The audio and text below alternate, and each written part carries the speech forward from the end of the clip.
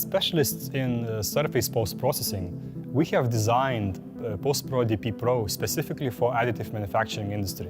Depowdering is one of the main challenges in additive manufacturing industries, and PostProDP PRO solves a wide range of issues.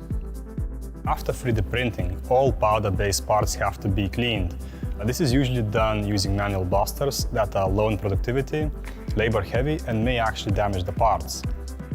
Our PostProDP machines were developed specifically for additive manufacturing industry. They are high in productivity, produce reliable results, and are fully automatic.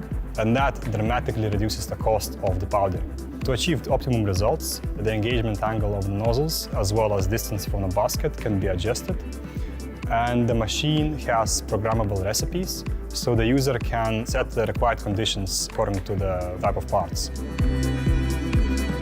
The depowdering takes around 10 minutes, and several types of media can be used, which is important when depowdering different materials.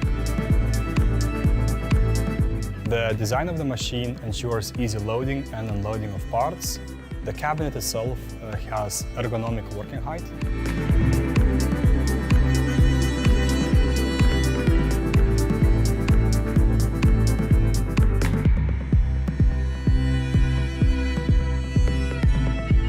The machine comes with a 20-liter basket, which can fit around 20 kilograms of parts. It can all be depowdered at once. The basket itself has a special lining to avoid damaging the parts.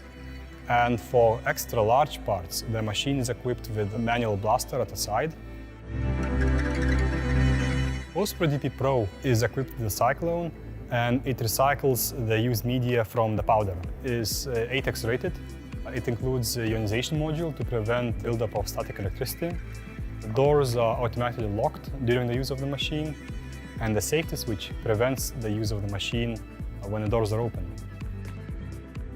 Depowdering is a complex and necessary process, which PostProDP PRO makes easy and efficient.